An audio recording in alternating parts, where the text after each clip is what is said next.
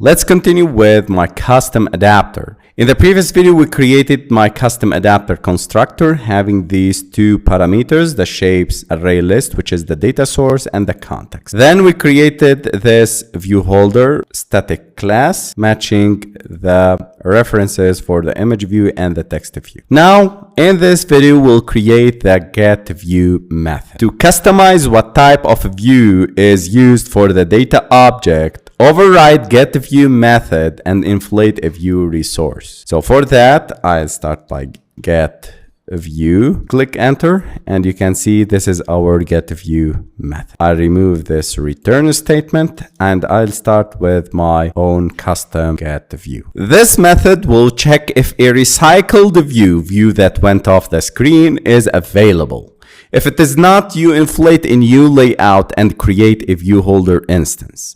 If a recycled view is available, you simply update the data in the existing ViewHolder and reuse it. So this method is responsible for creating and returning a view that represents an item within the adapter's data set. This method is called by the framework whenever a new item needs to be displayed on the screen, such as when you are scrolling through a list view or grid view or similar list-based UI component. And we talked about this method in deep in the adapter section and in the list view section. So please refer to them if you have any doubt. Anyways, I'll break down the getView method. I'll start with the first parameter, the position of type int. It stores the position of the item within the data set that should be displayed. The second parameter is the convert view, which is of type view. A recycled view that went off screen and can be reused.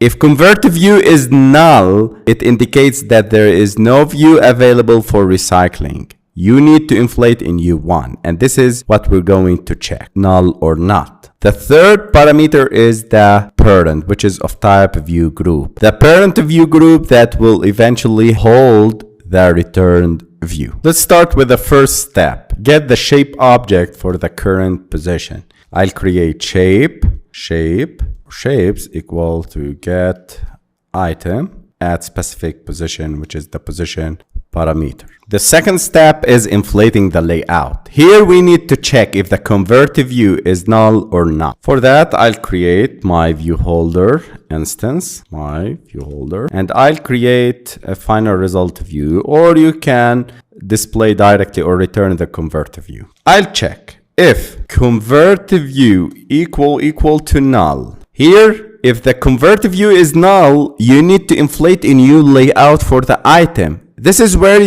use layout inflator to inflate a layout XML file. And else, this is where the convert view is not null.